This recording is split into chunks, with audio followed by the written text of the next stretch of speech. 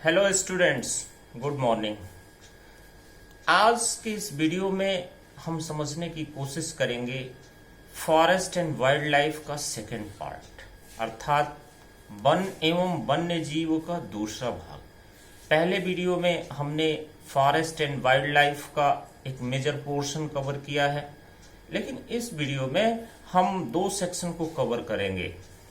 Forest and wild life के दो section को कवर करने की कोशिश करेंगे, जिसमें degradation of forests and biodiversity, अर्थात जो है वन एवं जैव विविधता का क्षरण, और दूसरा जो होगा वह होगा कि वन एवं जैव विविधता का संरक्षण। तो सबसे पहले हम समझने की कोशिश करते हैं कि वन एवं वन्य जीव या बायोडाइवर्सिटी का क्षरण कैसे होता है, कौन कौन से ऐसे कारक हैं, कौन कौन सी ऐसी परिस्थितियां हैं जिनकी वजह से वन एवं वन्य जीव का क्षरण हो रहा है। तो माय डियर स्टूडेंट्स, जैसा कि हम सभी जानते हैं कि वन हमारे जीवन में कितना उपयोगी है। वनों से हमें विभिन्न प्रकार की वस्तुएं प्राप्त होती हैं, खाद्य पदार्थ प्राप्त होते हैं और बार्क प्राप्त होते हैं, छाल प्राप्त होती है, बहुत सारी मेडिसिनल जड़ी बूटियां प्राप्त होती हैं, हमें बहुत सारी चीजें प्राप्त होती हैं। लेकिन मानव की गतिविधियों की वजह से हमारा वन एवं वन्य जीवन का दिन प्रतिदिन क्षरण होता जा रहा है। जो सबसे प्रमुख कारक है वनों के क्षरण का, वह क्या है? वह है ओवर एक्सप्लॉयटेशन। ओवर एक्सप्लॉयटेशन का तात्पर्य क्या है कि मानव अपने निहित स्वार्थ के वशीभूत होकर के हमारी वन संपदा का अतिशय दोहन करता चला जा रहा है। अतिशय दोहन किस रूप में? मानव वनों को काटकर एग्रीकल्चरल लैंड डेवलप कर रहा है, कृषि भूमि का विकास कर रहा है। कृषि भूमि के विकास करने से जो है वनों का निश्चित रूप से क्षरण होता है। जो आज हम विकसित कृषि भूमि देख रहे हैं, उस पर किसी जमाने में लहलहाते हुए वन हुआ करते थे, लेकिन मानव ने अपनी जरूरतों के वशीभूत होकर के इसने जो है इसको एग्रीकल्चरल लैंड के रूप में डेवलप कर दिया, कृषि भूमि के रूप में विकसित कर दिया। तो इस प्रकार से भारत में जो है कृषि भूमि के विकास की वजह से वन संसाधन का क्षरण हो रहा है। इसके अतिरिक्त development of major water projects, जो हमारे देश में नदी घाटी परियोजनाओं का विकास हो रहा है, जैसे सरदार सरोवर बांध परियोजना। सरदार सरोवर बांध परियोजना का विकास मध्य प्रदेश और गुजरात तथा राजस्थान राज्यों के संयुक्त उपक्रम के रूप में किया जा रहा है, और ये राज्य जो है इसका लाभ उठाएंगे। सरदार सरोवर डैम प्रोजेक्ट जो है नर्मदा नदी पर बनाया जा रहा है, और यह इतना विशालकाय डैम है कि अगर इस डैम का उद्घाटन हुआ तो आसपास के 40,000 गांव डूब जाएंगे। आप इमेजिन कर सकते हैं, आप कल्पना कर सकते हैं कि हमारा वन एवं वन्य जीव संसाधन का कितना ज्यादा क्षरण इस सरदार सरोवर डैम प्रोजेक्ट के विकास से होगा। तो कहने का तात्पर्य है कि मानव द्वारा विभिन्न प्रकार की विकास परियोजनाएं भी जो है वन संसाधन के क्षरण में महत्वपूर्ण भूमिका निभा रही हैं। हमारे देश की एक जानी मानी हस्ती है मेधा पाटेकर।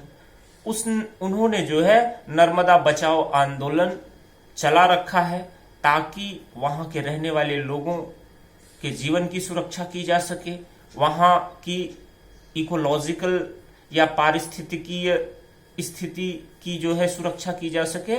इसलिए मेधा पाटेकर और उनके साथियों ने नर्मदा बचाओ आंदोलन चला रखा है। इसके अतिरिक्त हम बहुत सारे डेवलपमेंट एक्टिविटीज करते हैं, विकास वाली गतिविधियों को संचालित करते हैं, जैसे रोड का निर्माण करना, जैसे विभिन्न प्रकार की फैक्ट्रियों का निर्माण करना, विभिन्न प्रकार की अन्य जो है बिल्डिंगों का निर्माण करना, और बहुत सारी चीजों का निर्माण करना। इसका प्रभाव हमारे वन संसाधन पे बहुत ही नकारात्मक पड़ता है, क्योंकि यदि हम रोड का डेवलपमेंट कर रहे होते हैं, रोड का कंस्ट्रक्शन कर रहे होते हैं, तो रास्ते में पड़ने वाले जितने भी वृक्ष होते हैं हम उनको काटते जाते हैं। इसके अतिरिक्त यदि हम शहरों का विकास करते हैं, इंडस्ट्रियलाइजेशन करते हैं, अर्बनाइजेशन करते हैं, तो इस स्थिति में बहुत व्यापक पैमाने पर वन संसाधन का क्षरण होता है, क्योंकि इनका विकास जो है वनों की कटाई के उपरांत ही किया जा सकता है। हमारे देश में बायोडायवर्सिटी का भी क्षरण व्यापक स्तर पर हो रहा है। बायोडायवर्सिटी का क्षरण में जो है बहुत ऐसे कारक हैं जो महत्वपूर्ण भूमिका निभा रहे हैं। जैसे बायोडायवर्सिटी के क्षरण में जो प्रथम मुख्य कारक है वह है हैबिटेट डिस्ट्रक्शन। जो विभिन्न प्रकार के जीव जंतुओं का जो है प्राकृतिक आवास हो रहा है, प्राकृतिक आवास होता है, वह मानव की गतिविधियों की वजह से उसका विनाश होता जा रहा है। जो प्राकृतिक निवास क्षेत्र था विभिन्न प्रकार के जीव जंतुओं का, उसकी वजह से जो है वो मानव की गतिविधियों की वजह से उसमें विनाश हो गया है और विभिन्न प्रकार के जीव जंतुओं के निवास के लिए अब क्षेत्र सीमित हो गया है, जिसकी वजह से बायोडायवर्सिटी या जैव विविधता का क्षरण हुआ है। पोचिंग क्या है? पोचिंग के अंतर्गत क्या होता है कि मानव अपने निहित स्वार्थ के वशीभूत होकर के विभिन्न जीव जंतुओं का शिकार करता है। जैसे शेर का शिकार, हाथी का शिकार हाथी दांत के लिए, शेर का शिकार भी विभिन्न दवाइयों के लिए किया जाता है, टाइगर का शिकार और विभिन्न प्रकार की मछलियों का शिकार और विभिन्न प्रकार के जीव जंतुओं का शिकार मानव अपनी विभिन्न जरूरतों के लिए करता है, जिसका प्रभाव हमारी जैव विविधता पे बहुत ही नकारात्मक होता है और यह जो है जैव विविधता और वन्य जीवन के लिए बेहद हानिकारक स्थिति होती है। फॉरेस्ट फायर, जंगल की आग। माय डियर स्टूडेंट्स, आपने सुन रखा होगा कि हमारे जंगलों में, हमारे वनों में निरंतर आग की घटनाएं सुनने को मिलती हैं। हम न्यूज़पेपर में पढ़ते हैं, टीवी में देखते हैं। अभी हाल ही में जो है उत्तराखंड के जंगलों में आग लगी हुई थी।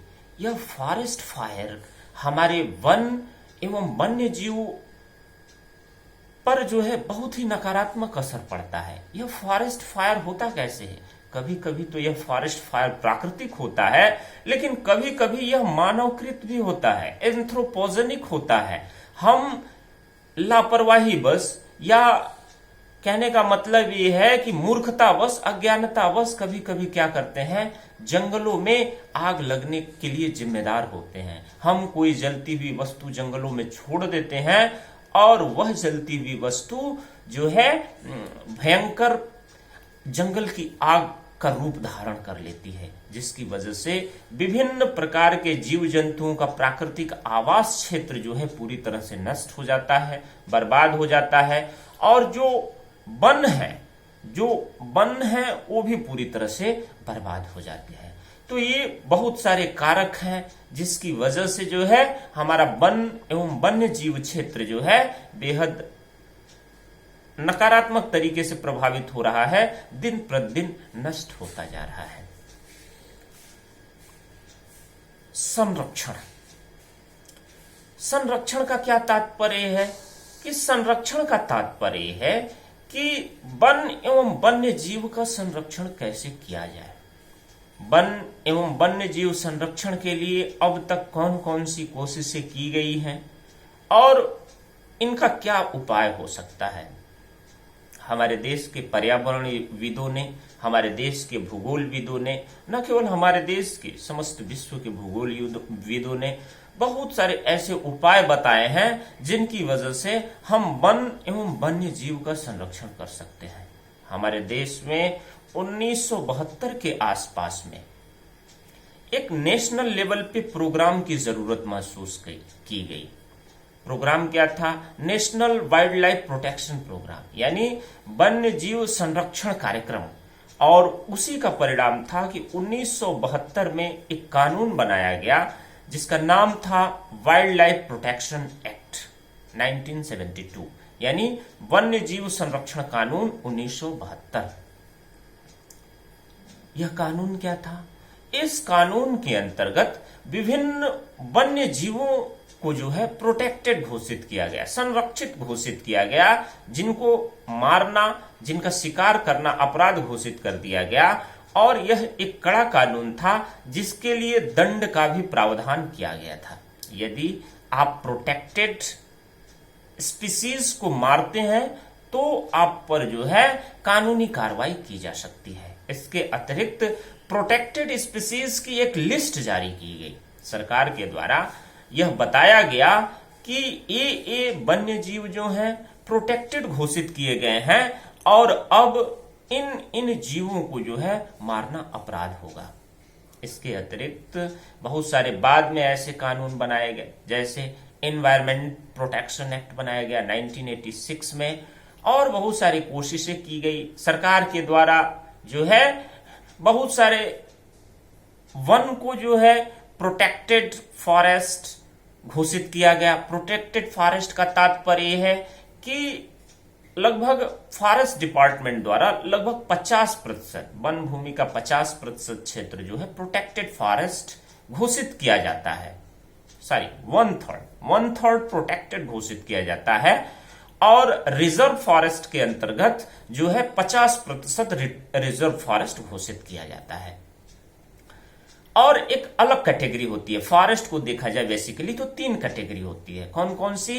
पहला है रिजर्व फॉरेस्ट, जिसके अंतर्गत वन भूमि का 50% रिजर्व घोषित किया जाता है। दूसरा है प्रोटेक्टेड फॉरेस्ट, जिसके अंतर्गत वन भूमि का 1/3 या 1/3 भाग जो है प्रोटेक्टेड घोषित किया जाता है।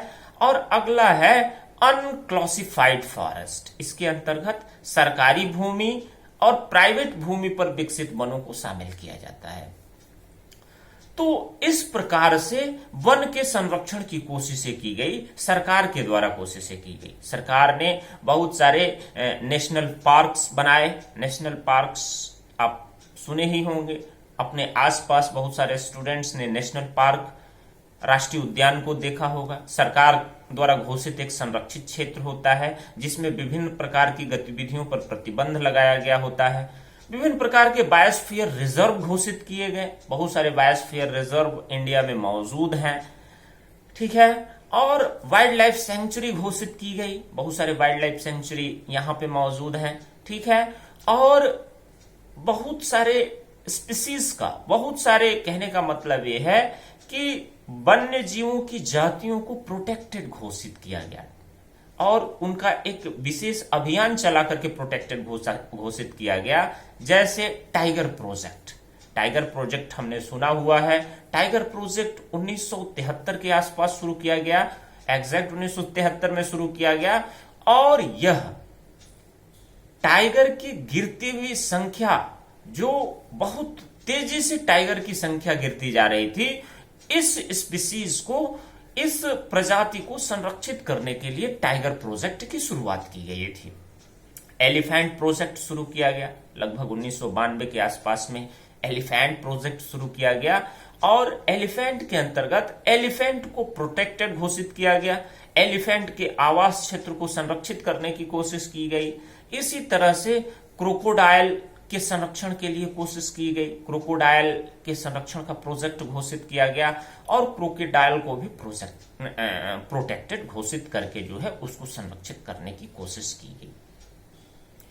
ये तो हुआ सरकार के स्तर पे कौन कौन सी कोशिशें की गई वन एवं वन्य जीव संरक्षण के लिए। लेकिन व्यक्ति के स्तर पर, कम्युनिटी के लेवल पे, सामाजिक स्तर पे, कम्युनिटी या समुदाय के स्तर पे भी जो है वन एवं वन्य जीव संरक्षण के लिए अभियान चलाया गया।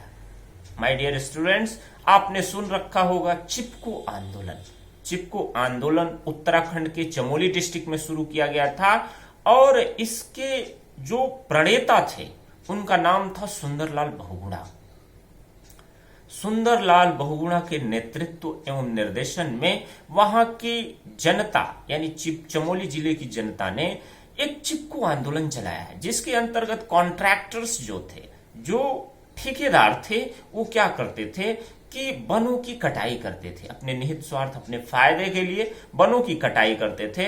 लेकिन सुंदरलाल बहुगुणा और उनके साथियों, विशेष रूप से महिलाओं ने क्या किया कि वो वृक्षों में जाकर के चिपक जाते थे ताकि वो कॉन्ट्रैक्टर्स उन वृक्षों की कटाई न कर सके। इस वजह से इसको चिपको आंदोलन कहा गया और कम्युनिटी के स्तर पर इसने एक तरह से व्यापक प्रभाव डाला पर्यावरण के संरक्षण में, वन एवं वन्य जीव के संरक्षण में। इसी तरह से बीज बचाओ आंदोलन शुरू किया गया, नवदान्या शुरू किया गया, जिसके अंतर्गत कम्युनिटी के स्तर पे जो है वन एवं वन्य जीव संरक्षण के लिए प्रयास किया गया। 1988 के आसपास ज्वाइंट फॉरेस्ट मैनेजमेंट का कार्यक्रम चलाया गया।